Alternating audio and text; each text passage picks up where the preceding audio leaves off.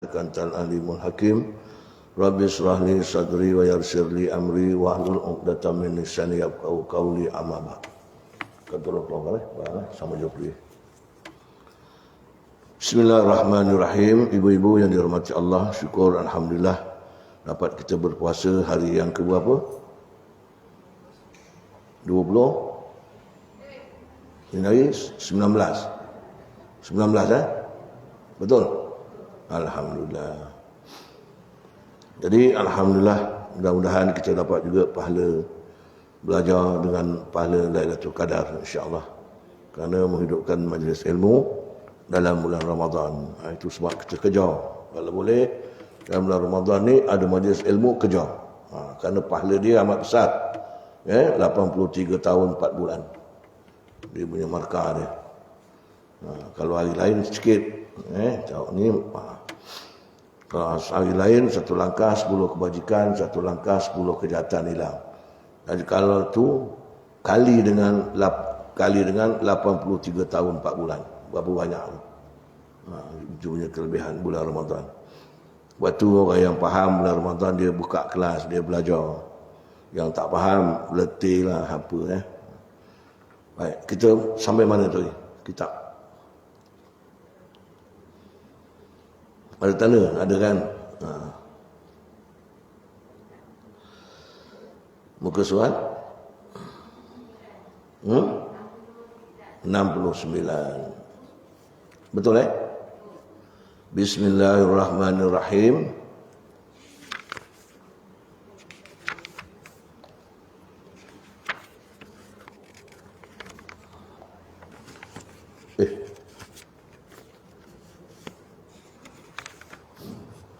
Doa-doa yang mujarab. Betul? Ini doa-doa ini diambil daripada hadis Nabi SAW dan juga doa-doa yang diwariskan oleh ulama-ulama dan para sahabat. Jadi kita tengok, kita buat. Jadi tak ada orang yang boleh kita nak contoh. Inilah Nabi, sahabat, alim ulama. Itu saja yang jadi contoh. Untuk kita nak dekat dengan Allah, 4 orang yang jadi contoh. Pertama, Nabi dan Rasul. Yang kedua, sahabat siddiqin. Yang ketiga, syuhada, orang-orang yang berjihad, berkorban untuk Allah. 3. Ni 3 kita tak jumpa dah. Tapi peninggalan dia ada. Doa yang dibuat tu ada doa. Yang keempat, salihin. Ni kita jumpa. Parti guru-guru, orang-orang yang beriman, kawan-kawan yang baik. Itu jadi Allah sebut hasuna ulaika rafiqa. Ada 4 golongan inilah sebab baik teman kau kalau engkau nak dapat keridhaan Allah di akhirat dan kebahagiaan di dunia. 4 golongan manusia ni engkau mesti dampingi. Kita Nabi tak jumpa kan, tapi hadis dia ada. Sahabat ada kata-kata dia. Syuhada ada pesan-pesanan dia. Salihin banyak orang-orang azim, aulia-aulia, wali-wali Allah, guru-guru yang muktabar macam tu. Itu yang boleh kita jadikan teman. Wa hasuna ulaika rafiqa, kata Allah. Itulah kerana mereka ini ulaika allazina an'ama Allahu alaihim. Orang-orang yang beri nikmat agama oleh Allah Taala. Siapa dia? Nabi, syuhada, Nabi, siddiqin, syuhada, salihin. Inilah.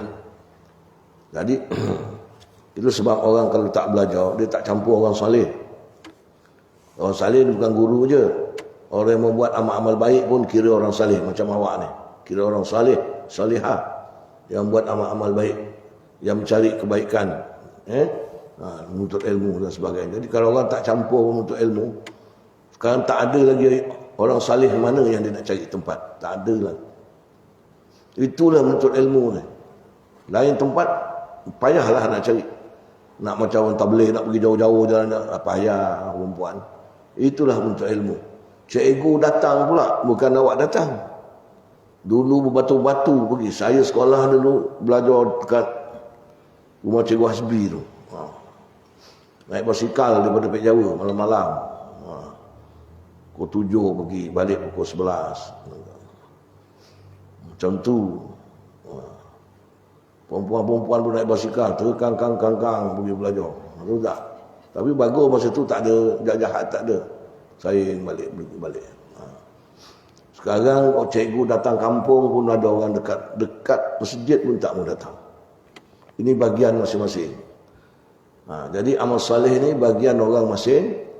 Jadi kita yang dah dapat, kita syukur dapat campur orang soleh. Jaga jangan sampai riak. Jangan sampai takabur. Jangan sampai sombong. Kita belajar, dia tak belajar. Masuk neraka besok tu. Tak boleh cakap macam tu. Kita belajar, orang yang belum belajar kita doakan. Kalau boleh pergi dakwah dia. Kalau boleh. Kalau tak boleh kita doakan dia. Nampak dia jalan dekat pasar, dekat kedai, tak boleh belajar. Ya Allah Tuanku, kau izinkanlah kawan aku tu pergi belajar. Macam tu dapat pahala dah. Itu pun awak dah dapat apa? Kalau dia pergi belajar besok, lagi pahala awak terus sampai mati. Awak dah mati pun dia pergi belajar, awak dapat. Itu kelebihan. Kita bergaul dengan orang-orang saleh. Jadi antara wasiat yang ditinggalkan oleh orang saleh ini iaitu doa-doa yang mujarab. Doa untuk kita berdepan dengan Allah Subhanahu Wa Taala.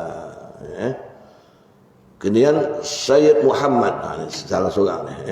Sayyid Muhammad ni maknanya ya Sayyid Muhammad Al-Amir As-Sariri. Muka nombor 71 tengok. Pernah menentang penjajah Perancis bersama ayahnya bagi mempertahankan Mesir. Nampak tu? Pada kurun ke-13 Hijrah. Kita dah 14 dulu. Bapanya Al-Alamatul Muhammad Al-Amir, seorang yang sangat alim. Dia ni, anak dia ni. Pernah menentang penjajah di Mesir dulu. Apa pesan dia? Dia kata apa? Dalam kitabnya yang bernama Jauhar. Kitab Al-Jauhar Mawhub. Dia kata sesiapa yang membaca pada hari Ashura. Ashura hari apa? 10 Muharram 70 kali zikir ini. Hasbiyallahu wa ni'mal wakil, ni'mal maula wa ni'man nasir. Maknanya aku cukup dengan Allah. Dia tak ada lain-lain. Serah diri betul pada Allah. Sebaik-baik wakil aku adalah Allah. Sebaik-baik tuan dan sebaik-baik pemberi pertolongan adalah Allah. Jadi awak selalu baca kan? Jadi makna dia awak kena hafal lah ni. Hasbi Allah. Dan cukuplah dengan Allah. Cukuplah kata dia. Aku cukup dengan Allah. Ada orang baca hasbunallah, tu kami boleh juga kami cukup dengan Allah. Kalau ramai ataupun kita membahasakan diri kita kami boleh. Kalau tidak hasbi Allah seorang, aku. Hasbi Allah wa ni'mal wakil. Aku cukuplah dengan Allah. Yang mana sebaik-baik wakil bagi aku. Mana tak berharapkan orang lain. Allah saja. Sebab itu kalau doa anak dara yang belum kahwin, atau janda yang nak kahwin, kalau duda yang nak kahwin, ada doa di dalam surah Al-Anbiya ayat 89. Iaitu doa Nabi Zakaria. Rabbi la tazarni fardan wa anta khairul warisin. Ambil tu. Kalau ada anak dara yang belum kahwin, cuba baca. Rabbi la tazarni fardan wa anta khairun warisin. Ya Allah, janganlah engkau biarkan aku keseorangan, kesunyian. Datangkanlah aku teman dan waris. Engkaulah sebaik-baik waris bagiku. Macam tu. Itu mana dia serah pada Allah tu. Ya Allah, ya Tuhanku, janganlah engkau biarkan aku kesunyian, keseorangan. Cari dalam tu, ada tak? Datangkanlah aku teman dan waris. Jodohlah maknanya. Engkaulah sebaik-baik waris bagiku. Itu doa Nabi Zakaria. Dapat anak Nabi Yahya. Itu kita baca. Ada 89 kalau tak silap saya lah. Dia tengah-tengah ayat. Rabbi la tazarni. Ada la tazarni.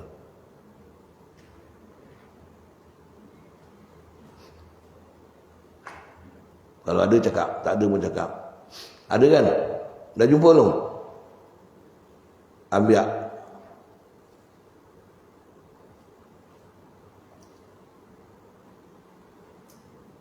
Jumpa? Tak jumpa? Kau ambil Quran dulu senang. Buka.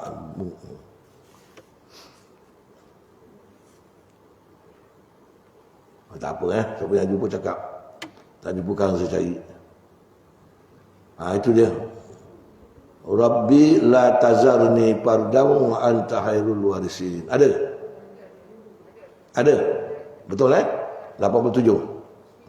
89. 89. Tengah-tengah ayat kan? Ya. Boleh, tak apa. Sebarang boleh. Kalau dapat anak ni, dia kata kebanyakan suruh istighfar. Istighfar satu malam buat 1000 kali.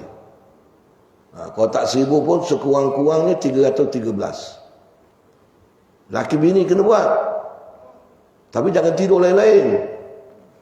Faham? Tak faham?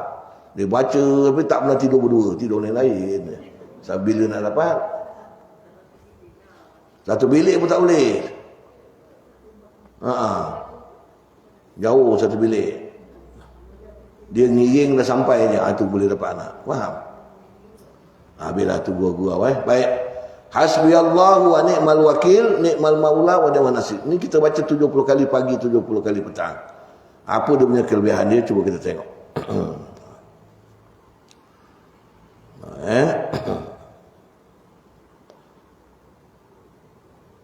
Dalam risalahnya yang dipetik daripada Alamatul Al-Jauhari, siapa yang membaca 70 kali Hasbiyallah yang tersebut pada hari Ashura, Allah Ta'ala melindunginya pada kejahatan pada tahun itu.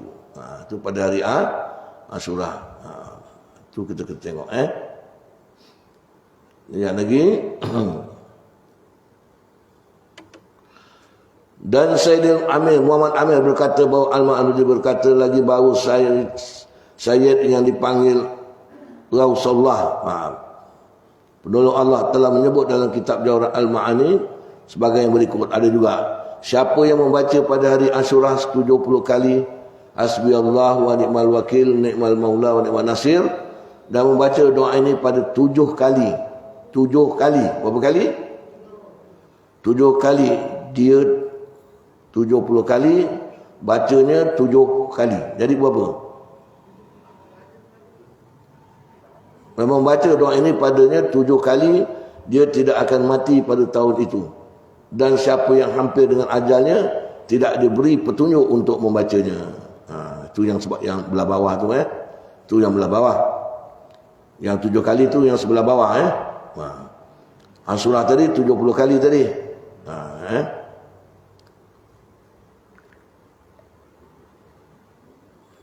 Siapa yang membaca pada hari Ashura 70 kali Hasbiyallah wa ni'mal wakil, wa ni'mal maula wa ni'mal nasir. Satu. Faham Dan yang kedua, kita baca 7 kali doa. Doa yang berikut. Bismillahirrahmanirrahim. Wa sallallahu ala sayyidina Muhammadin wa ala alihi wa sahbihi wa sallam. Subhanallahil mil'al mizan wa muntahal ilmi wa mablaghar ridha wa zinatal arsh, la malja'a wa la manja'a minallah illa ilaih.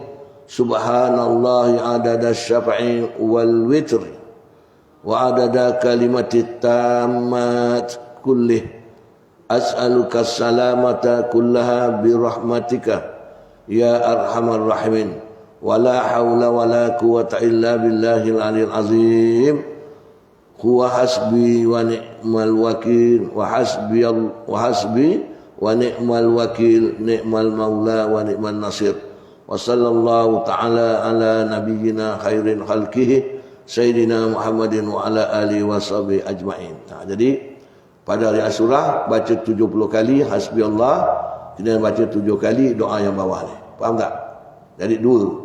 Satu hasbiyallah, yang kedua 70 kali doa yang 7 ni. Apa kelebihan dia kita tengok. Ada lagi sambung Sunnah Muhammadin ajma'in. As'aluka salamata bi rahmatika ya arhamar rahimin wala haula wala quwata illa billahil aliyil azim. Itu doa yang kedua tadi lah.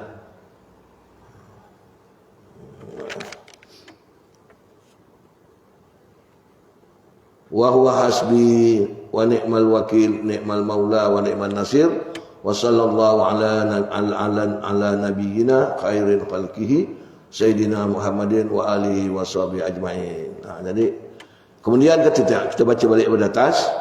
Kemudian lepas 70 kali tadi kita kemudian membaca doa ini berikut sebanyak 7 kali. Maka ia tidak maut pada tahun itu dan jika hampir ajalnya maka tiada dia beri taufik untuk membacanya. Dia baca tak boleh, baca tak boleh. Tu dah nak mati dah tu. Kalau gitu malaslah ustaz, takut baca tak boleh. Baca je lah. Subhanallah mil al-mizan wa muntahal ilmi. Ikut pembelahan wa mablaghar ridha wa zinatal arsh la malja'a wa la manja' minallahi illa ilaih. Subhanallahi adada syaf'i wal witri wa adada kalimatihi tammati kulliha. As'aluka salamata bi rahmatika ya arhamar rahimin.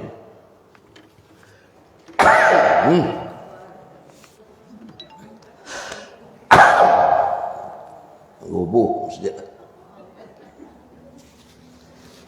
Ini tak kuat. Ada orang belakang rumah aku tu jauh rumah dia. Dalam 3 tiang telefon. Dia punya bersin kalau malam. Dengar. Rumah saya kami suka dengar dia bersin. Dan dia diam nak dengar bersin tu. Orang jangan tak kuat betul dia bersin.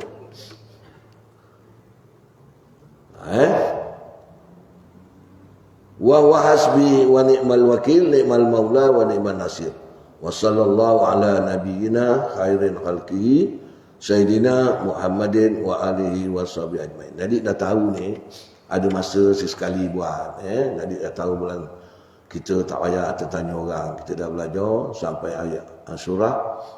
Kita baca 70 kali hasbunallahu wa ni'mal wakil, 7 kali doa ni. Maha suci Allah sepenuh timbangan, sehabis ilmu, setinggi keredaan, seberat aras, tiada jalan melepas dan tiada jalan menyelamat diri daripada Allah, melainkan kembali kepadanya jua. Maha suci Allah sebanyak bilangan yang genap dan ganjil, dan sebanyak bilangan kalimat-kalimat yang sempurna sekaliannya. Aku bermohon kepadamu keselamatan menerusi rahmatmu. Wahai Tuhan yang Maha Penyayang, tiada daya dan upaya kecuali dengan Allah yang Maha Tinggi, lagi Maha Besar. Dialah pencukupku, sebaik-baik wakil, sebaik-baik Tuhan dan sebaik-baik penolong. Rahmat Allah ke atas Nabi kami, sebaik-baik makhluk, penghulu kami Nabi Muhammad, serta keluarga dan sahabatnya sekalian. Makna dia. Kedua, dan juga seperti yang disebut oleh Al-Arif Billahi Sayyidil Sanusi, 73 sana, beliau ialah Imam Syed Abu Abdullah bin Muhammad Ali bin Sanusi bin Arabi bin Muhammad bin Abdul Qadir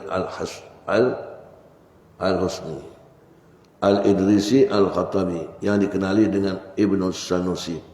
Keturunannya bersambung dengan Sayyidina Ali bin Abi Talib dan Fatimah binti Zahrah binti Rasulullah.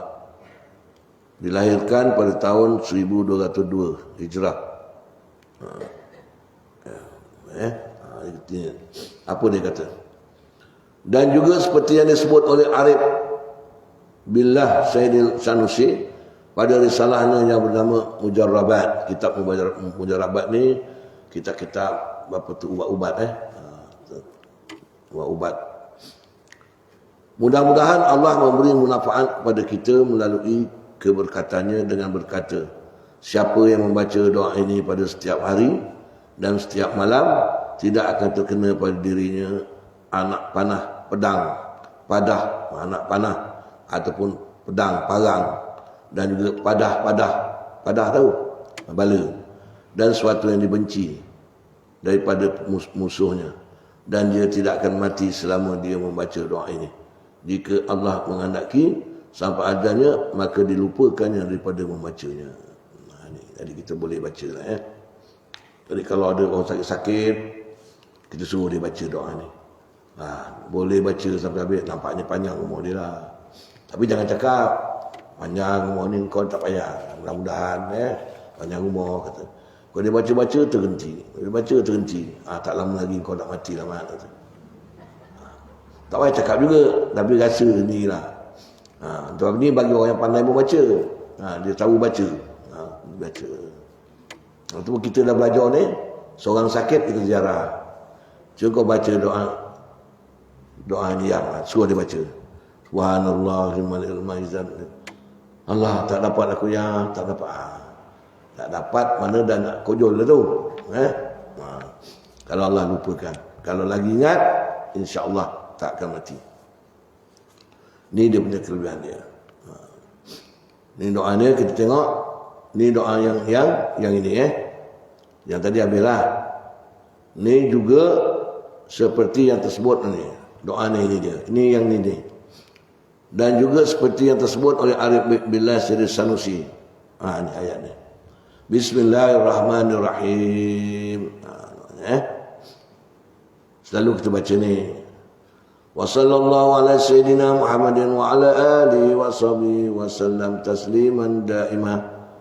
Harastu nafsi wa ahli wa mali wa ma hadarani aw ghaba anni bil hayyil qayyum allazi la yamut wa alja'tu zahri fi hifzi zalika lil hayyil qayyum wa asbahtu wa amsaytu fi jawarillahi allazi la yuramu wa la yudamu wa la yustabahu wa fi zimmatihi wa dhamanihi alladhi la yakhfiru dhamana abdihi wastamsakatu bil urwatil usqa rabbi wa rabbi kulli syai'in wa rabbis samawati wal ard la ilaha illallah wattakhidhu wakila tawakkaltu ala Allah wa atasamtu billah fawwadtu amri ila Allah ni'mal qadirullah wallahu khairun hafiza wa huwa arhamur rahimin. Inna waliyallahu alladzi nazzala al-kitaba wa huwa yatawallas salihin. Wa sallallahu ala sayyidina Muhammadin wa ala alihi wa sahbihi wa sallim taslima adada khalqihi wa ridha nafsihi wa zinata arsihi wa dawama mulkihi wa midada kalimatihi. Laqad ja'akum rasulun min anfusikum azizun 'alaihi ma anittum harisun 'alaikum bil mu'minina raufur rahim. Wa in tawallaw faqul hasbiyallahu la ilaha illahu 'alaihi tawakkaltu wa huwa rabbul arsyil azim. Keratan yang terakhir fa in tawallaw tu diulangi 7 kali.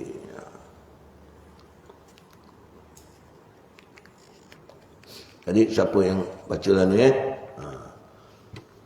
seperti baca doa Syed Sanusi ni, banyak ni yang dia beri ni. Tadi 1 ni 2. Tapi kadang-kadang kita tak ambil habis, kadang-kadang kita baca laqad ja'akum je banyak orang ambil tu je kan. Sebelum tidur 7 kali, bangun tidur 7 kali. Boleh juga, bukan tak boleh. Maksudnya dengan nama Allah yang Maha Pemurah lagi Maha Penyayang. Jadi ada berapa doa tadi tu?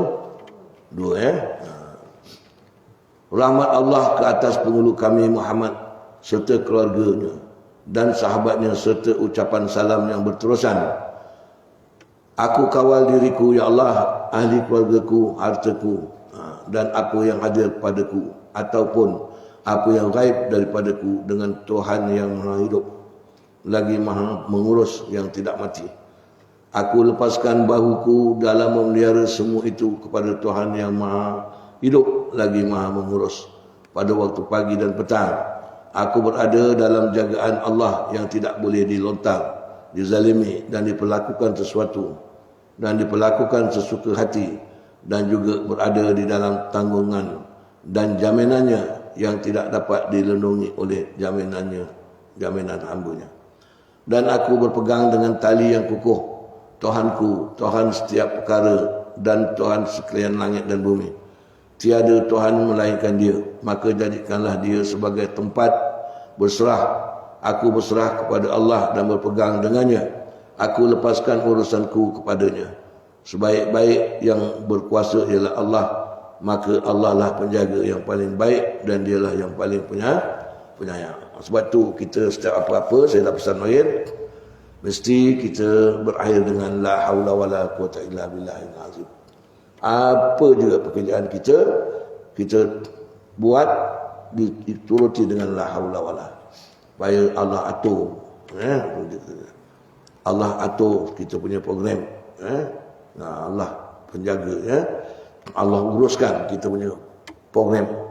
Kita contohlah, kita belajar, kita datang, kita duduk, niat aku nak cakap dalam masjid, lepas tu niat kita nak belajar. Bismillahirrahmanirrahim, duduk, la haula wala quwata illa billah. Nanti Allah atur kita punya duduk dengan betul, dapat faham, kita dapat amal apa yang kita belajar, dapat sampaikan pada orang. Jadi pahala kita banyak. Allah tu makan itu juga, masak nasi tu, gosek beras, masa masak tinggi je, masa gosek beras tu baca Bismillahirrahmanirrahim, selawat ke, lepas tu la haula wala quwata illa billahil aliyil azim. Serah diri pada Allah. Cakap tu orang yang baik ni lah, serah diri pada Allah. Aku tak tahu ya Allah apa yang akan berlaku.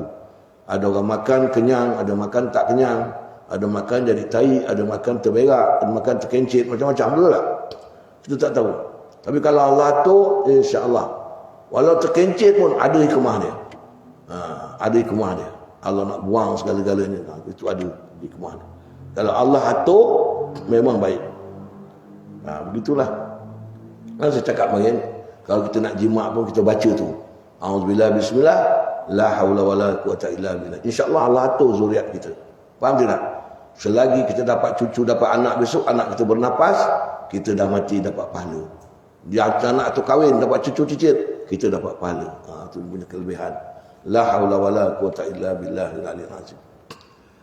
Apa lagi? Nak apa lagi? Nak berjalan, baca juga Bismillahirrahmanirrahim, naik basikal, ada basikal, sabunnya tu baca. Kau punya baca. La haula wala quwata illa billahil azim. Tekan je. Kejap dah sampai. Macam ada enjin basikal. Hujan pun tak basah. Kalau Allah izinkanlah. La haula wala. Allah tak tebir. Jadi setiap apa kerja Allah. Jadi kalau gitu kita buat kerja ni dengan izin Allah, kita serah pada Allah.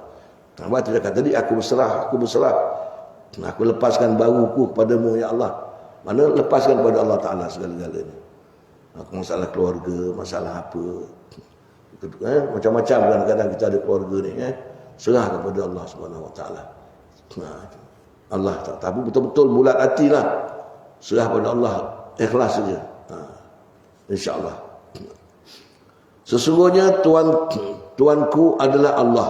Tuanku, mana Tuan aku adalah Allah yang menurunkan kitab Al-Quran, dan Dia menjadikan orang-orang saleh itu sebagai orang-orangnya, orang-orang yang dikasihinya.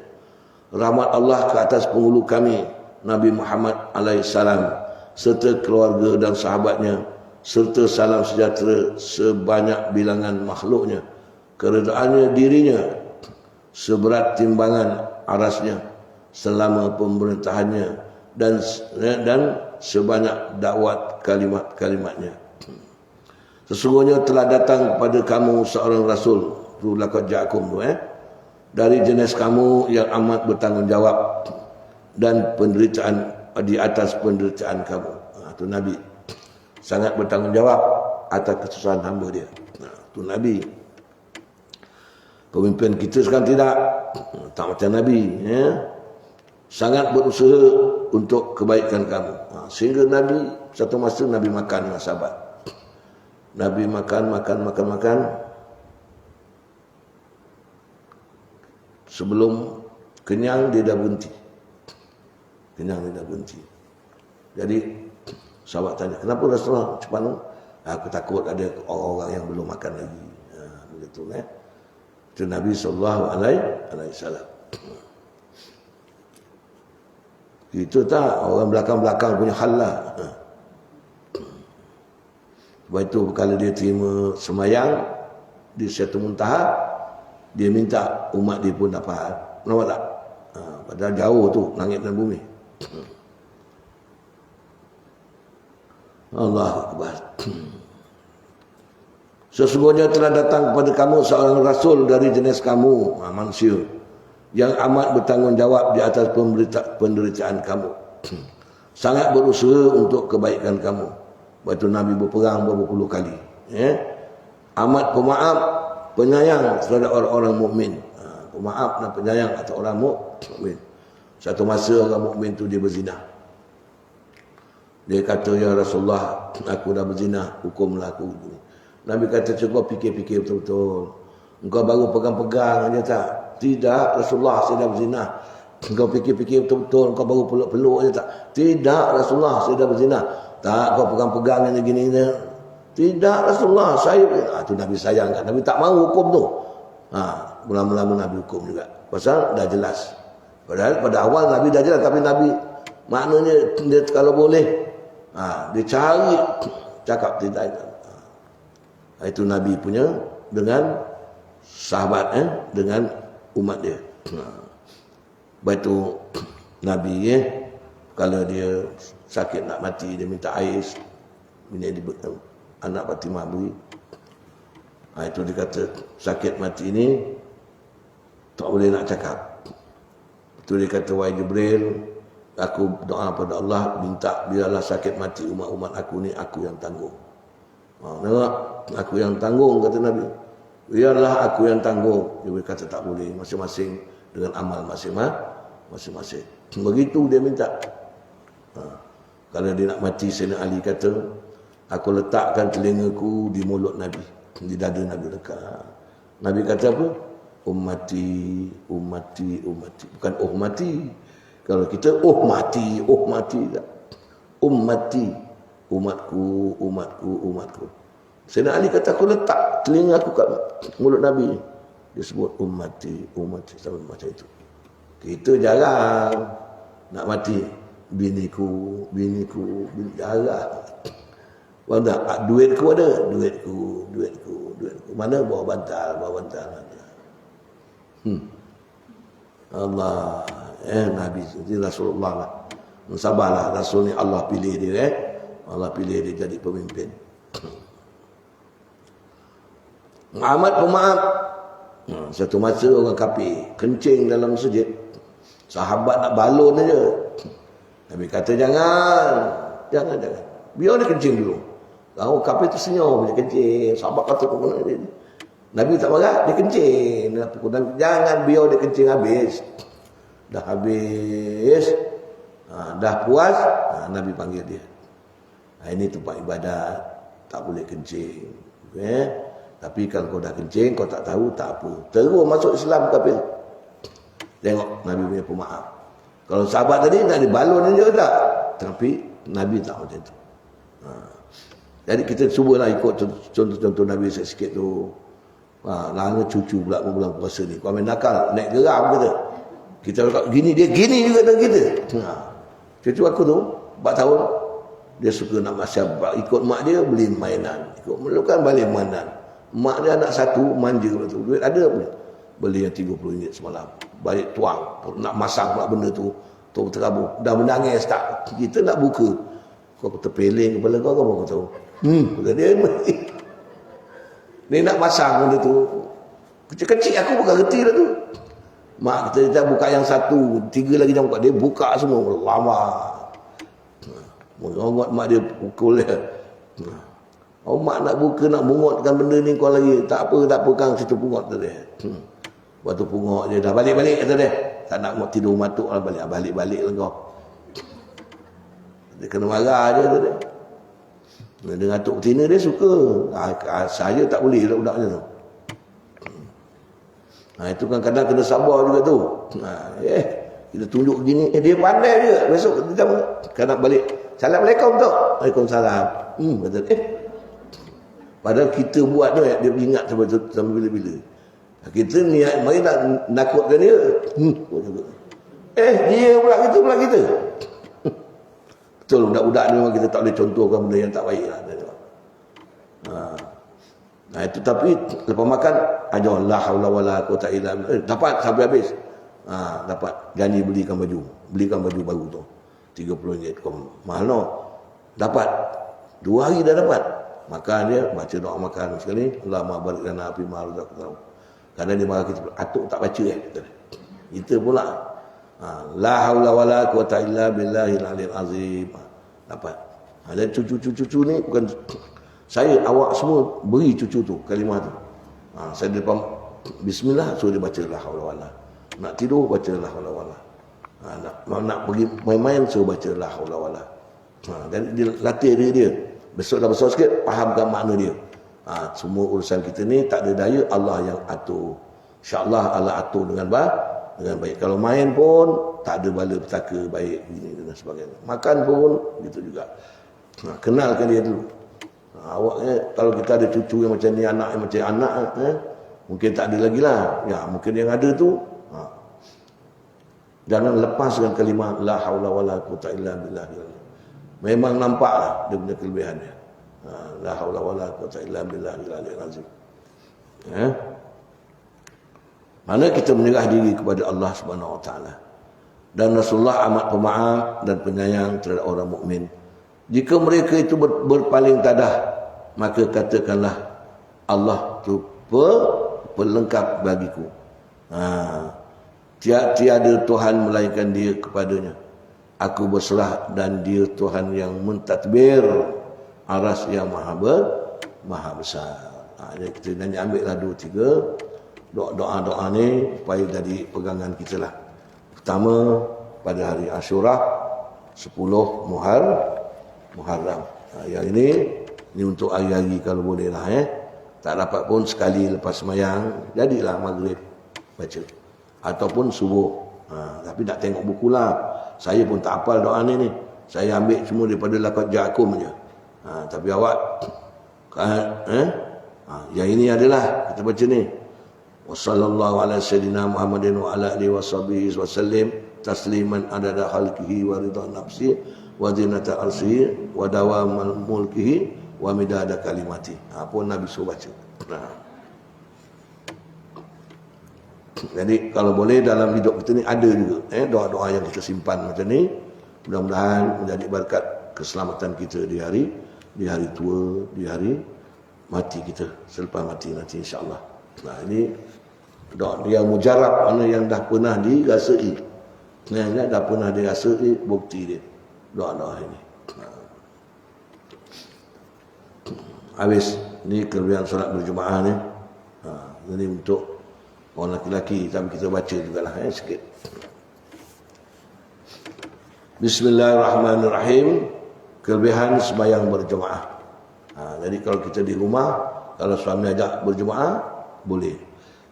Kadang-kadang anak balik, anak memak sembahyang, sembahyang.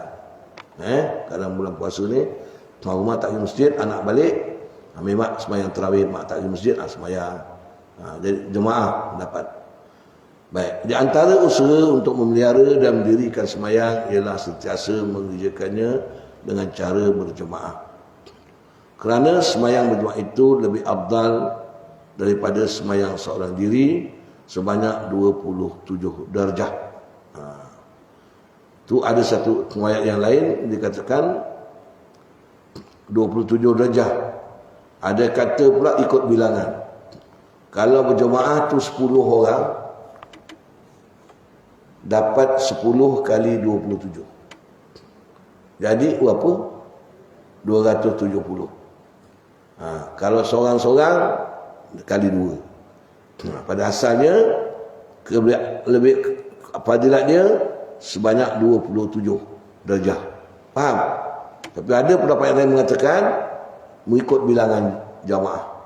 Kalau 100 orang, 100 kali 27. Banyak tak tu? Seperti yang dinyatakan dalam hadis, siapa yang meringankan keuntungan ini, sedangkan untuk menghasilkannya tidak susah, maka orang itu dikira memudahkan akan agama. Ambil mudah dengan agama. Jadi semacam itu cara hidup. Jadi dia memudahkan cara hidup, tak peduli benda yang Tuhan nak beri pahala pun dia buat je. Macam nak beri duit dia buat tak tahu je. Nah duit ni duit saja. Nak duit tak ada macam tu pula, minta pula. Dan tidak menghiraukannya, memudahkannya mana tidak menghiraukan solat berjemaah saja je. Orang perempuan kalau berjemaah di masjid boleh, bukan tak boleh, jaga akhlak sebagainya boleh. Tapi tak payah lagi sembahyang kat rumah lah. Sembahyang berjemaah dapat ke pahala tu. Tarawih. Siapa yang pergi tarawih kat sini? Ada? Pergi sini. Kau tarawih kat sini ramai perempuan. Boleh boleh. Satu boleh berjemaah. Siapa yang meringankan keuntungan ini sedangkan untuk menghasilkannya tidak amat susah, maka orang itu dikira memudahkan agama. Dalam rumah kena suami sembahyang, kita ikutlah. Kan susah sangat nak duduk tu buntut suami tu. Dan tidak menghiraukannya. Sebab itulah kalau orang perempuan ni kadang dia janda, kadang dia kata dia ingin nak kahwin. Bukan nak kahwin apa ustaz, nakkan fadilat berjemaah. Kalau lelaki kau tahu semayang, kalau lelaki kau tak semayang macam mana? Yalah, dia kata biarlah yang sampai macam tu. Tadi kalau boleh, kerana lelaki dulu saya setiap waktu berjemaah kalau dia tak pergi masjid. Jadi saya sekarang seorang-seorang nak jemaah dengan siapa? Pergi masjid sekali-sekali. Tak ada petenah ustaz. Kau betul petenah apa pula? Berkawan lah pergi. Tapi kalau tarawih ni kat kampung ni yang banyak orang Indonesia. Jam tu dia keluar pergi masjid sembahyang tarawih. Sebab saya lah. Orang kampung tak ada. Dulu dah tua semua, yang muda-muda tak mahu lah. Yang tua dulu dah tua macam saya, mana nak pergi masjid lagi. Dah tak larat. Kata setengah ulama sembahyang berjemaah itu fardu kifayah.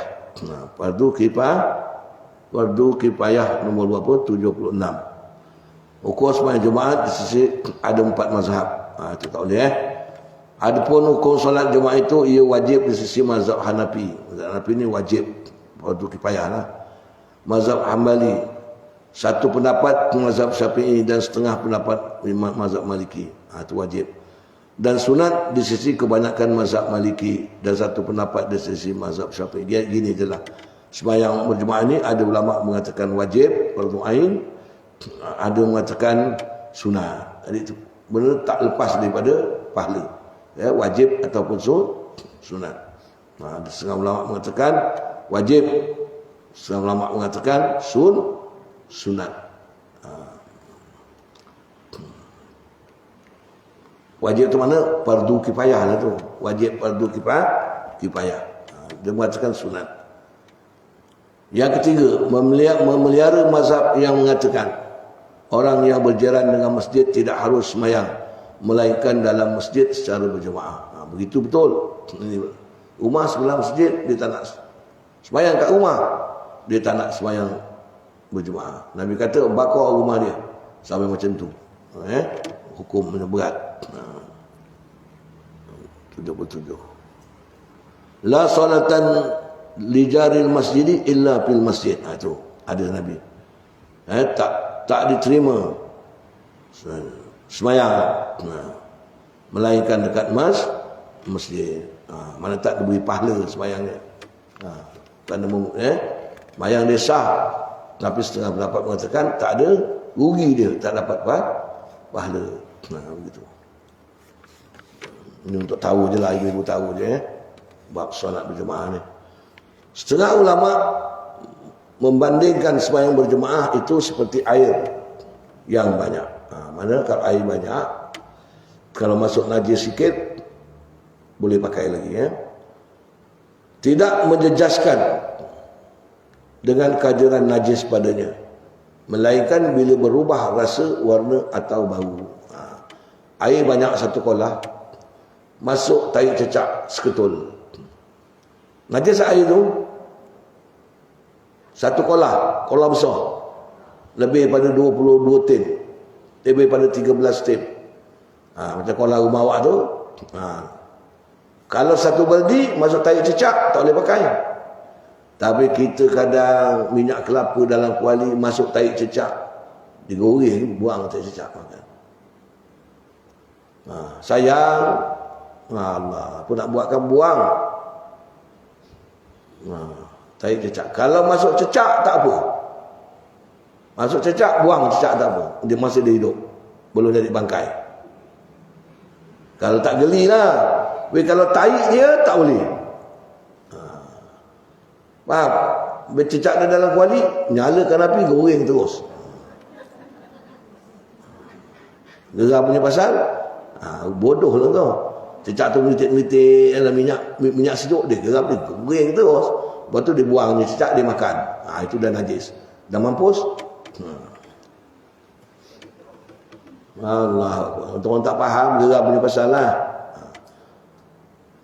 Jadi orang berjemaah tadi, demikian juga syaitan menjadi kuat atas diri orang yang sembahyang seorang diri, dan tak ada kuat atas orang yang sembahyang berjemaah. Kalau seorang diri macam-macam, kejap teringat, kejap terlupa, kejap khayal, macam-macam. Berjemaah pun kadang-kadang ada ke syaitan. Benar kita sembahyang Jumaat tengok tiba-tiba orang belakang jatuh ke depan, punya tidur dia. Imam tengah baca Fatihah, dia jatuh ke depan, dia tidur dalam sembahyang, tidur. Ada orang macam tu.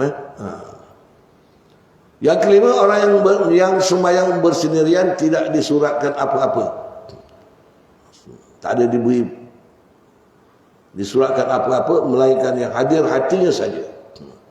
Orang yang sembahyang bersendiri, kalau tak tahu apa yang dibaca, tak faham apa yang dibaca, tak dapat pahala apa-apa, melainkan apa yang hadir hatinya saja. Gini, ada orang kata pula, orang yang sembahyang, apakah dia ingat Allah dalam sembahyang, itu yang dapat pahala. Masa dia ingat biskut ke, ingat kencing semalam ke, itu tak dapat pahala. Faham? Mana yang dia ingat Allah tu, dia dapat pahala. Kadang masa Allahu Akbar saja, Allahu Akbar, lepas tu dah alam, Allahu Akbar kabirah, dah tak ingat dah. Mulut baca ke terus, ingat balik, tak ingat balik. Fatihah, ingat balik, alhamdulillah. Lepas tu sampai iyyaka na'budu, dah tak ingat balik. Lebih-lebih kita tak faham makna. Tapi kalau seorang sembahyang seorang diri, yang tak ingat tu tak dapat pahala. Tapi sembahyang sah tak? Sah. Markah tak dapat. Melainkan yang hadir hatinya saja. Faham? Ingatkan Allah saja yang dapat. Tetapi orang yang berjemaah disuratkan baginya sembahyang yang sempurna. Kalau berjemaah, kita ingat tak ingat, setelah kita tahu kita berjemaah, dapat markah. Itu kelebihannya. Itu kelebihannya. Macam Sultan Johor lah, dia sembahyang Jumaat, orang dia lupa baca Fatihah. Imam dah rokok, dia rokok. Lepas sembahyang Jumaat, dia cakap, Mam, sembahyang Jumaat balik. Kenapa? Aku lupa baca Fatihah tadi, Imam tak baca pun. Oh, Imam kata tak, Tuanku berjemaah tak? Ada niat tak tadi mengikut Imam? Ada. Dah okey, saya tanggung. Senyum dia. Dia ingatkan macam-macam agaknya. Imam tiba-tiba Imam dah rokok aja. Lupa nak baca Fatihah.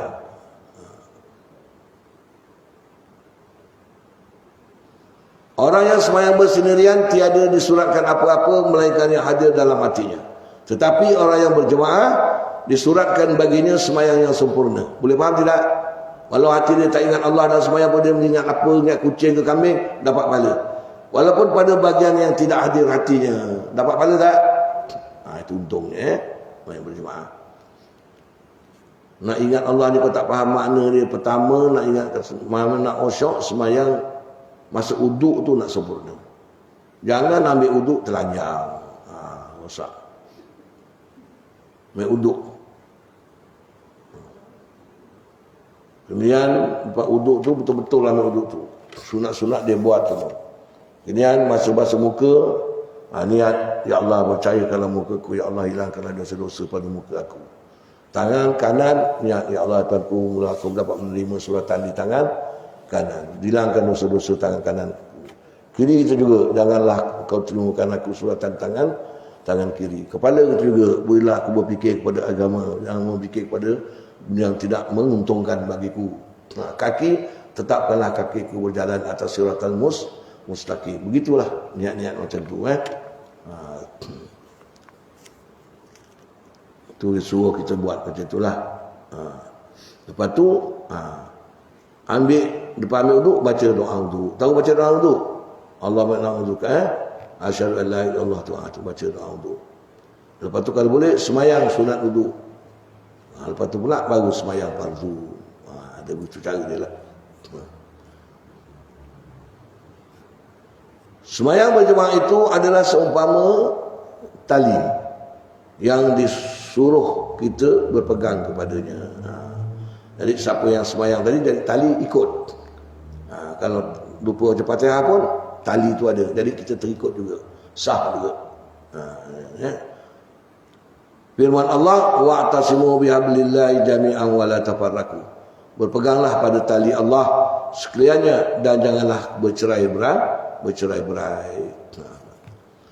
Orang yang lalai daripada sembahyang berjemaah dikira sangat besar kelupaannya terhadap kepentingan agama dan sangat sedikit kesungguhannya mengenai kerja-kerja yang berkaitan dengan akhirat. Betul lah. Orang yang menuntut dunia sanggup menanggung kepenatan yang kepayahan. Betul lah, orang yang mencari dunia tak penat pun dia buat, payah-payah pun dia buat. Mengerjakan yang berat supaya berjaga malam dan berpanas sepanjang hari. Itu nak cari rezeki, cari dunia. Apabila mendapat sedikit ganjaran yang dicari, apa tu? Sesuku atau sebesar ibu jari, dia dapat melupakan segala kesulitan yang ditanggungnya dan segala kesusahan itu dipandang remeh sambil mengira pencapaian habuan dunia yang panak sehingga tidak menyedari Tuhannya yang amat besar. Betul lah. Karena sawit ni dah mahal, sawit mahal. Dulu sawit murah, sekarang sawit dah 1,000 lebih. Masa sawit 300 lebih dulu, pergi pagi, pukul 1 dah balik, pergi sembahyang jemaah. Pas sembahyang, tidur sekejap, pergi lagi nyawit. Asar balik lagi. Tak perkala sawit dah mahal, pagi-pagi dah masak nasi. Satu periuk, semua pergi nyawit. Bini pergi, menantu pergi, anak pergi. Zuhur tak balik. Tak nampak. Asar tak balik, maghrib baru balik. Dah penat satu hari, dah tak solat berjemaah, habis, rugi. Kadang-kadang sampai macam tu kita kerja dunia kadang-kadang. Padahal inilah Allah bagi itu sebagai ujian bagi kita lah. Kadang laki-laki kita tu juga melengkor kat rumah masjid pula, surau dekat, haram tak nak pergi. Kalau kena macam tu, macam mana kita? Awak sebagai isteri, doa. Jangan marah-marah dia. Awak bang, kambing lembu pun kecil pergi surau bang, abang tak pergi. Dia tanduknya awak terlentang kan? Jangan gitu. Doa je, insya-Allah. Ya Allah, ya Tuhanku, lembutkan hati laki aku, ya Allah, supaya dia dapat berjemaah. Kalau tidak pun, bang, mari bang kita solat berjemaah. Tapi kalau dia memang dia semayang, kalau dia tak semayang, mari bang kita solat berjemaah. Aku terajang orang, kau sibuk semayang. Ini aku kata dia. Tak? Takut tu juga kalau kena dapat lelaki yang macam tu, sedih lah perempuan macam tu. Jadi kita doa sama-sama. Tapi insya-Allah orang yang rajin belajar ni, Allah beri dia suami yang baik insya-Allah. Walaupun nakal, akhirnya berubah jadi orang orang baik. Dengan sebab kita menuntut ilmu. Itu sebab kita menuntut ilmu ni kita ada doa. Allahumma rabbana hab lana min azwajina wa zurriyyatina qurrata a'yun. Doa keluarga memang kita ada baca. Mudah-mudahan. Allahu Akbar. Sebab itu kita kalau ada anak pula, biar anak kita pandai sembahyang. Kalau anak laki-laki tu latih dia jadi imam. So kita mati kalau anak jadi imam, Masya Allah. Rasul mengatakan kalau kita mati meninggalkan anak yang saleh, dia jadi imam sembahyang pada kita, syurga kita. Berdiri bulu rumah cakap dia tahu. Saya mak saya mati, saya dekat Mekah. Tapi saya balik, saya tanya siapa yang jadi imam? Anak. Masa tu anak saya baru sekolah Arab, baru tu Quran. Baru tingkatan 4 atau 3. Dia dah boleh jadi imam. Jadi alhamdulillah lah. Jadi siapa yang ada anak laki-laki, itu. Aku tak ada. Anak laki ada, cucu tak ada. Baru dengar-dengar cucu ni nak salin raya ni, cucu tu laki-laki. Ya, mudah-mudahan lah. Merasa cucu laki-laki ni betina semua. Kalau balik tu betina semua. Ya. Malah nak gua-gua betina semua. Kalau lelaki kan lain ke, panjat kita gitu tak ada. Kalau main-main tu duduk 7-8 orang main. Kita duduk atas katil tengok je.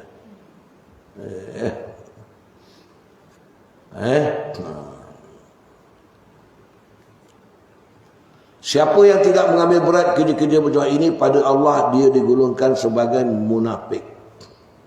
Munafik ni maknanya ialah sebagai munafik. Siapa yang tidak mengambil berat langsung, hingga sembahyang Jumaat pun tak nak pergi. Sembahyang Jumaat kalau 3 kali Jumaat tak pergi, alamat munafik. Ada lelaki yang tak pergi sembahyang Jumaat, ada benda tu. Macam mana? Tak apa nak buatkan, dan kena lelaki awak doa. Pakat anak-anak, kita doakan abah anak biar dia dapat pergi. InsyaAllah malam-malam tidur sebelah dia tu, berangkat perlahan, bacakan Alam Nasrah. Tapi jangan dia sadar, pasal kau pula berangkat ni, kata dia. Baca Alam Nasrah. Kita masak nasi, buat air, baca Alam Nasrah. Mudah faham Alam Nasrah lah kasadrak tu, mudah-mudahan hati dia terbuka. Faham tak? Tak payah nak zimat-zimat, tak payah kemenyan-kemenyan, tak payah. Doa je. Kemudian dah baca Alam Nasrah, la haula wala quwata illa billahil aliyil azim. Serah pada Allah. Ya Allah, Engkau lah yang boleh melakukan sesuatu pada suami aku, ya Allah. InsyaAllah lewat-lewat 40 hari berubah. Tapi nak betul-betul nak berubah je, nampak nak berubah, cepat-cepat kita sedekah. Cepat-cepat kita sedekah. Macam itulah. Kalau sedekah ni mengkabulkan hajat.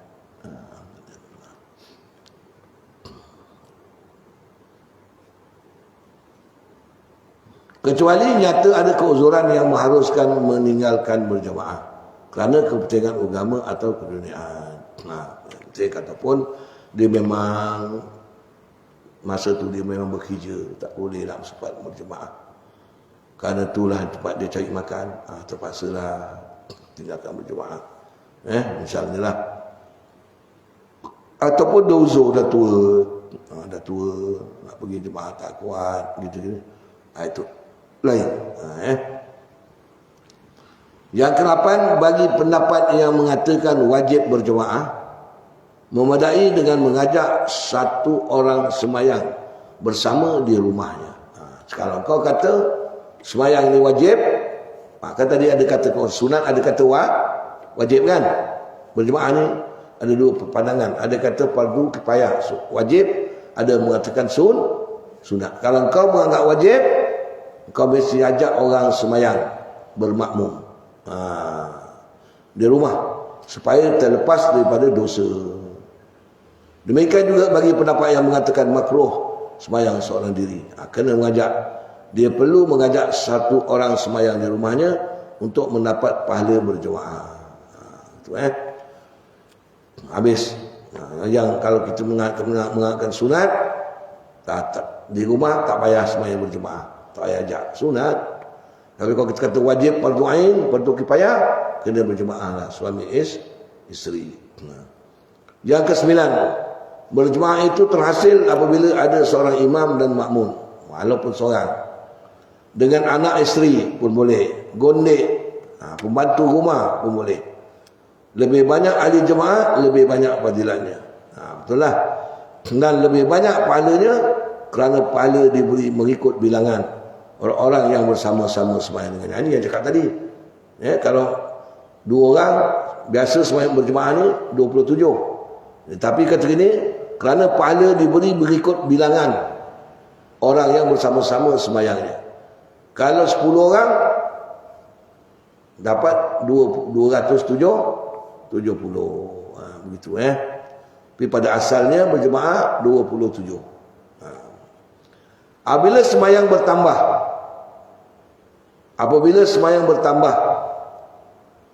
pahala sembahyang bertambah apabila ianya suci dan tidak cacat sembahyang tadi. Istimewanya apabila imam itu orang yang saleh, elok bacaannya, ahli kebajikan, dan imam itu suka buat benda yang baik, memperelokkan sesuatu keadaan.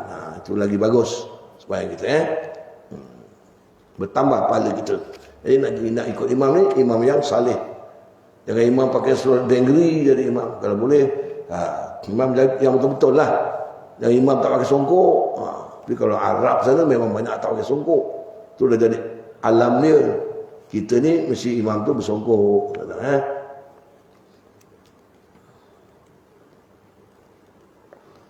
Beberapa hadis ada menyebut bahawa setiap langkah seseorang hamba yang berjalan untuk berjemaah mendapat pahala yang amat besar.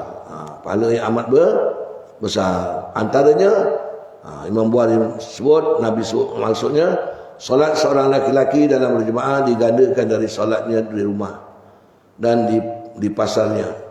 Di pasarnya 20 kali ganda. Yang demikian apabila dia beruduk di pasar ni, tempat dia berniaga lah. Dia sembahyang kat rumah, kemudian tempat lain dia berniaga, dia sembahyang juga.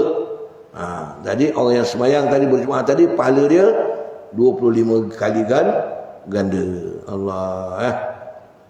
Solat seorang lelaki dalam berjemaah digandakan dari solatnya di rumah dan di pasarnya 25 kali ganda. Yang demikian apabila dia berwuduk dan memperelokkan wuduknya, kemudian dia keluar masjid dan dia tiada keluar melainkan kerana solat, tiada melangkah sesuatu langkah melainkan diangkat baginya satu derajat dan digugurkan dengan derajat yang lain. Dan digugurkan apa tadi? Dan digugurkan darinya satu kesalahan. Tadi bawah tu. Maka apabila ia solat, para malaikat sentiasa berselawat atasnya selagi ia pada tempat solatnya. Allahumma arhamhu wa la yazalu fi salatin manin tazara as-salat.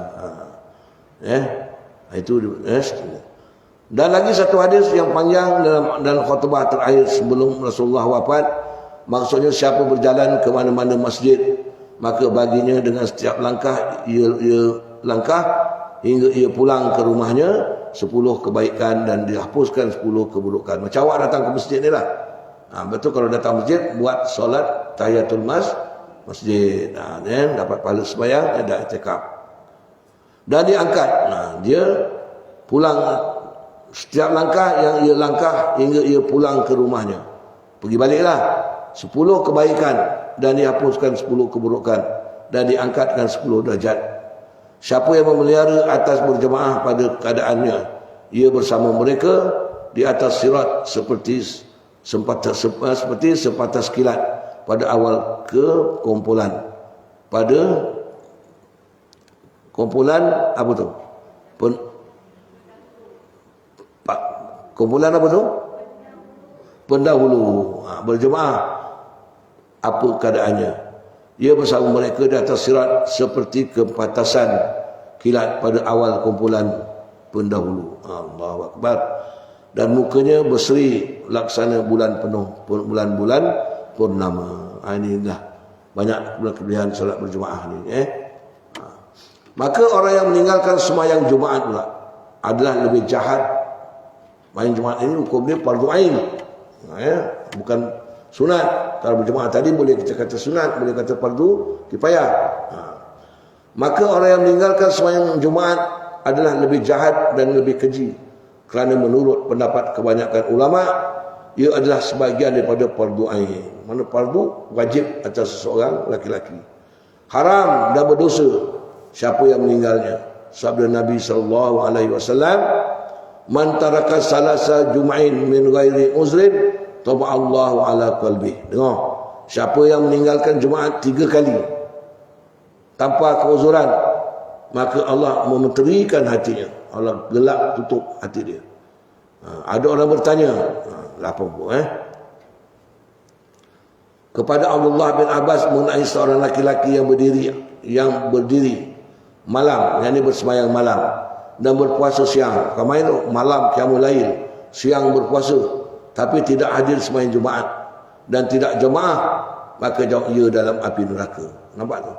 Malam bangun sembahyang, siang berpuasa, tapi jemaah tak ada. Jemaat pula tak pergi. Sahabat dia kata, Nabi kata masuk neraka. Man tarakal jum'ata salasan min ghairi mazrin faqad nabazal Islam wara'a zahri.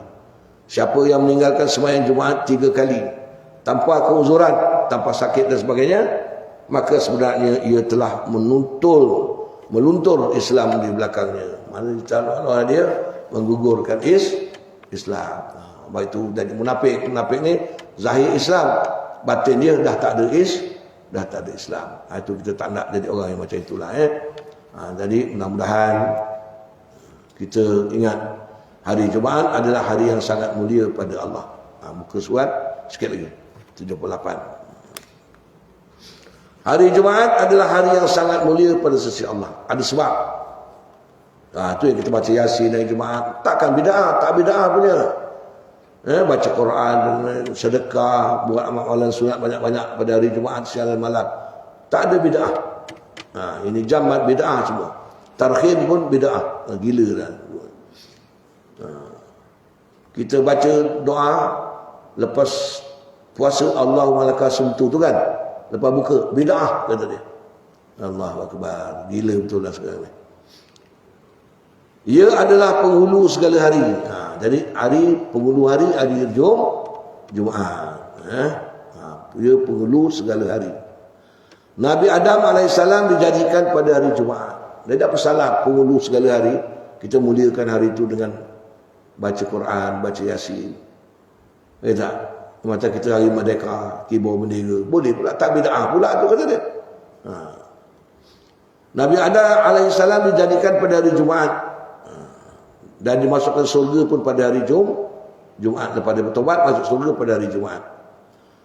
Hari kiamat berlaku pada hari Jumaat. Ini hadis Nabi. Hari kiamat berlaku pada hari Jumaat. Ada orang katakan hari Jumaat bulan Ramadan. Ada setengah pendapat lah macam tu. Menurut satu riwayat, ia adalah sebaik-baik hari yang naik matahari padanya. Naik. Mana sebaik-baik siang. Naik matahari ni masuk siang pun hari Jumaat. Pada hari tersebut Allah memerdekakan 600,000 orang daripada api neraka. Setiap hari Jumaat keluar dari fajar, Allah bebaskan 600,000 orang daripada api neraka.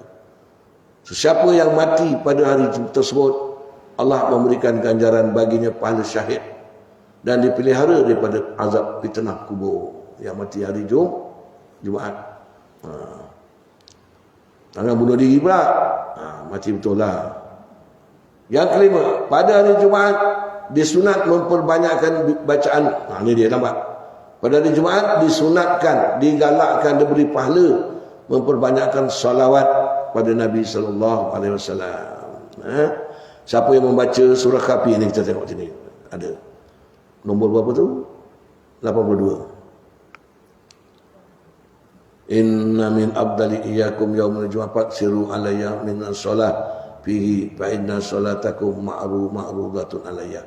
Jadi Nabi kata barang siapa hari sebaik-baik hari kamu hari Jumaat, maka perbanyakkan salawat ke atasku padanya, kerana salawat kamu itu dibentang kepadaku besok pada hari kiamat. Jadi hari Jumaat buat selawat. Kalau boleh selawat ni setiap malam 100 kali sebelum tidur. Buatlah, tolonglah buat. Sebelum tidur 100 kali. Pada hari Jumaat disunat memperbanyakkan salawat pada siang hari dan malamnya. Sunat lagi membaca surah Al-Kahfi, mandi dengan niat sunat Jumaat. Kemudian pergi awal pagi ke tempat sembahyang Jumaat dan sunat memberi perhatian kepada khutbah. Ini yang lelaki lah. Yang perempuan sunat menyediakan kelengkapan suami untuk berjemaah, pergi berjemaah. Faham tidak? Hari Jumaat tu dah siap baju dia, songkok dia, kain dia, hari Jumaat. Dan itulah. Siapa membaca surah Kahfi pada malam Jumaat, diterangi baginya dengan cahaya antaranya dan antara Baitul Atiq. Allahu Akbar. Surga. Sampai begitu cahaya terang di rumah kita. Sampai di langit. Siapa membaca suratul Kahfi pada hari Jumaat, diterangkan baginya dengan cahaya pada tempoh antara dua Jumaat. Kau main tu antara Jumaat dengan Jumaat, cahaya dia, rumah dia.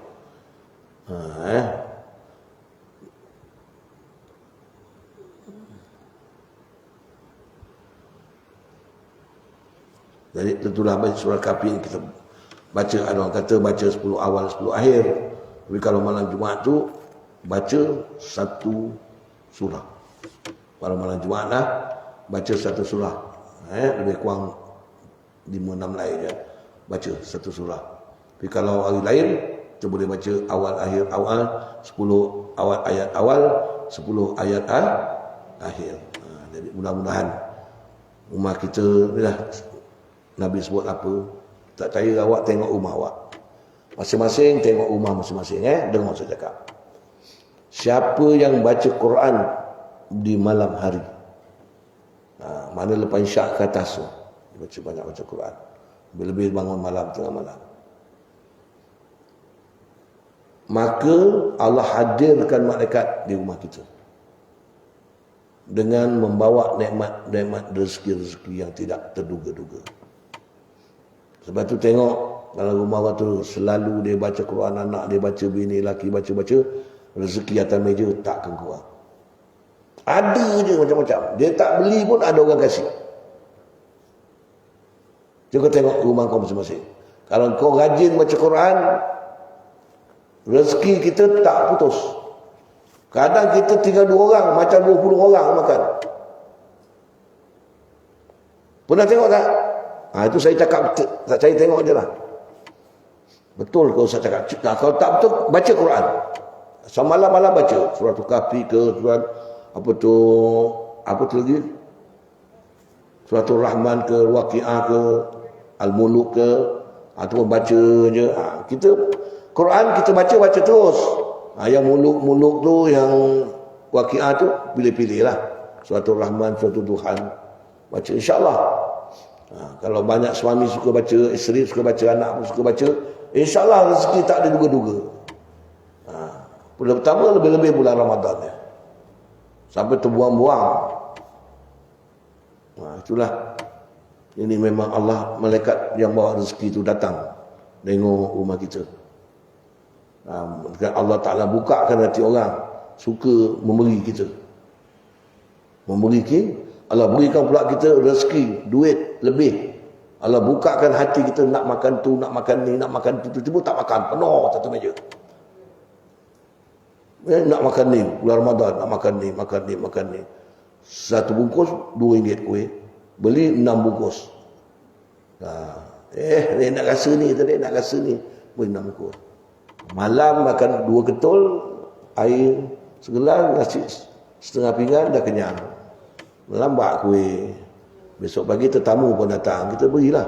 Monyet kan, bagi dia makan. Suka monyet hari-hari juga dapat makan. Itulah. Kemudian Tentang Quran ni memang kan. Quran ni jadi sumber rezeki. Baca Quran. Baca Quran selalu. InsyaAllah kalau susah macam mana anak-anak tu yang susah-susah tu. Kau baca Quran nak setiap malam. Suruh laki kau baca sama-sama. InsyaAllah rezeki anak-anak yang dah tahu baca Quran tu suruh. Tadi saya tak nak cakap lah. Jadi ibu-ibu tengok rumah masing-masing. Tengok diri kita lah sendiri. Ada tak kita suka baca Quran dekat malam? Kalau ada, insyaAllah. Ya. Dah pukul berapa ni? Saya.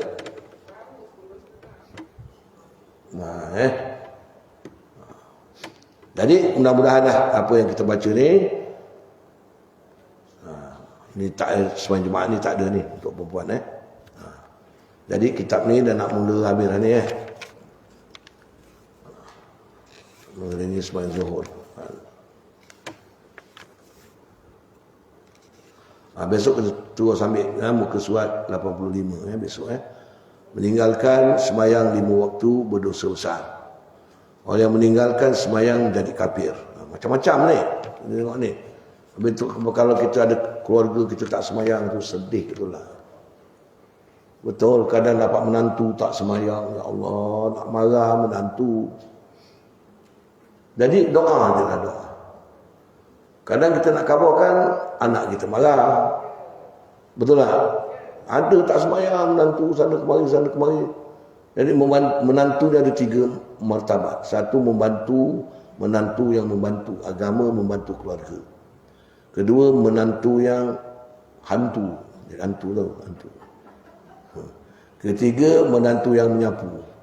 Habis pinggan kau dia ambil bawa balik. Allahu Akbar. Ni doa wasiat pada berlaku pada keluarga kita ni terima. Terima, jangan tak terima dulu. Terima.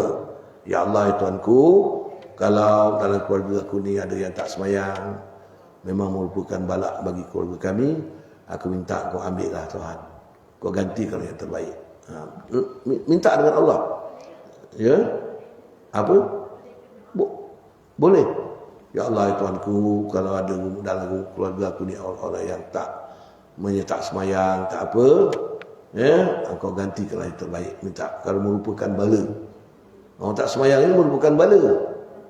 Kerana apa yang dimakan dalam rumah kita semua menyumpah. Nasi menyumpah, air menyumpah. Dan begitu kita nak marah macam mana? Doa pada Allah. Aku terima ya Allah. Semua sekali la haula wala quwata illa daripada Engkau. Tapi aku mohon kau ganti kalau yang terbaik. Faham? Mohon kepada Allah, mudah-mudahan Allah ubah, ganti kalau yang terbaik. Macamlah Siti Ummu Salamah, laki dia mati, dia doa pada Allah, ya Allah Tuanku, aku terima musibah ini. Kalau ia merupakan musibah ni, kau gantikan aku yang terbaik. Tapi aku terima ni, laki aku mati. Tak lama Nabi minang dia.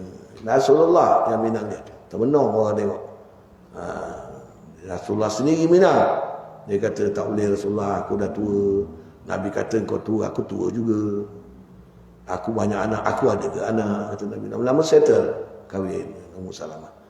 Itu mana kita kalau dapat musibah itu serah kepada Allah. Semua daripada Allah. Serah, terima dulu, terima. Lepas tu merayu. Nabi ajar macam tu, terima. Contohnya malam ni 10 Syakban. Nabi doa, malaikat datang, Muhammad bangun sembahyang, doa untuk umat kau. Tu Nabi baca ayat Quran. Ya Allah, in tu'azibhum fa innahum ibaduk wa in taghfir lahum fa innaka antal azizul hakim. Ya Allah, kalau kau azab umat-umat aku ni, azablah. Kerana dia tu hamba engkau. Nampak? Ada Nabi marah. Buat apa kau azab umat aku? Tak. Kerana hamba Allah. Kalau kau azab umat-umatku, dia umat aku, tapi hamba engkau ya Allah. Wa in taghfir lahum, Nabi rayu balik. Kalau kau ampunkan dia ya Allah, kau Maha Pengampun dan penyayang. Nampak tak tu? Macam kau lah. Dengan laki kita kan. Cuba macam tu.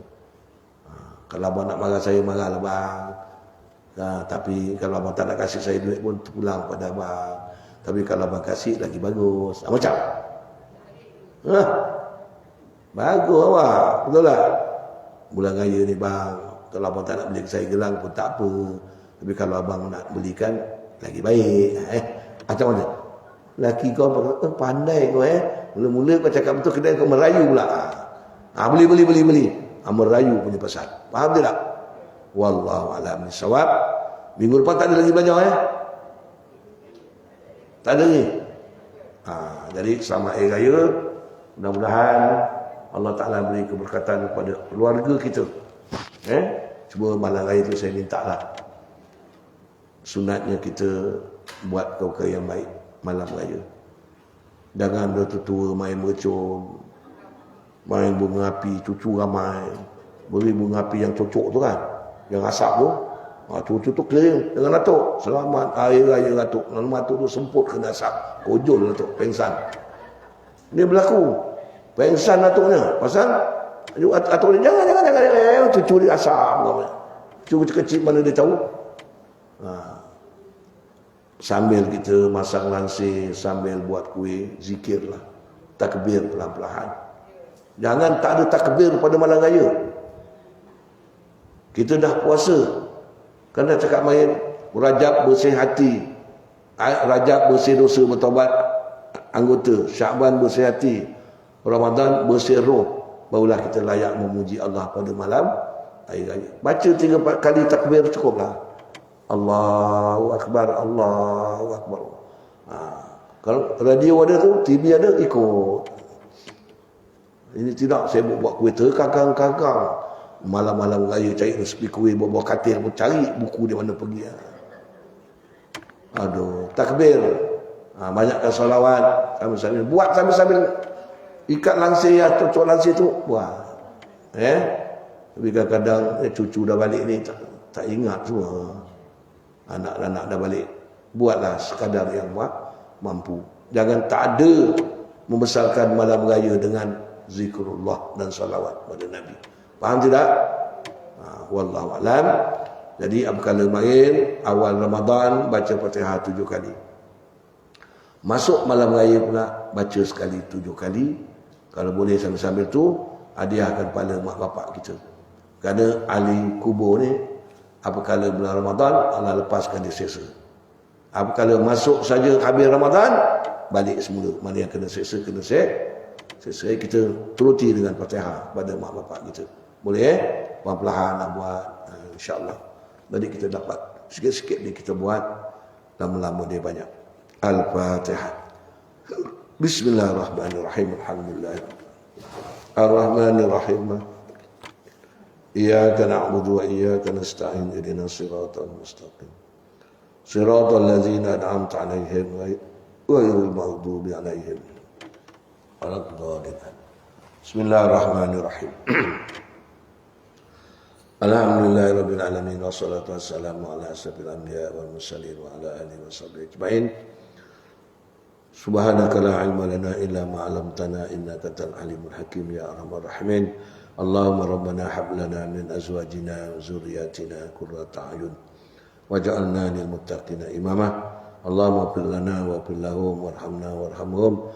Tawil a'malana wa amarahum yasir umurana yasir umurahum bi barakatis syahri Ramadan ya arhamar rahimin. Barakillahumma lana fi syahri Ramadan ya arhamar rahimin. Asyhadu an la ilaha illallah astaghfirullah nas'alukal jannah wa na'udzubika minan nar. Asyhadu an la ilaha illallah astaghfirullah nas'alukal jannah wa na'udzubika minan nar. Allahumma innaka afuwun tuhibbul afwa fa'fu anna. Allahumma innaka afuwun tuhibbul afwa fa'fu anna. Allahumma innaka afuwun karimun tuhibbul afwa fa'fu anna ya karim. Allahumma ya wasi'al maghfirah ighfirli. Allahumma ya wasi'al maghfirah ighfirli. Allahumma ya wasi'al maghfirah ighfirli. Allahumma rabbana taqabbal minna salatana wa siyamana wa ruku'ana wa sujudana ta'abbudana wa tamim taghsirana. Ya Allah, Ya Allah, Ya Allah, Ya Arhamar Rahimin. Rabbana atina fid dunya hasanah wa fil akhirati hasanah wa qina azabannar. Wa sallallahu ala sayyidina Muhammad wa ala alihi wa sahbihi wasallam. Walhamdulillahi rabbil alamin. Wassalamualaikum warahmatullahi wabarakatuh. Saya minta maaf tuan-tuan Selamat Hari Raya. Kalau ada masa tu datanglah rumah. Datang rumah insya-Allah.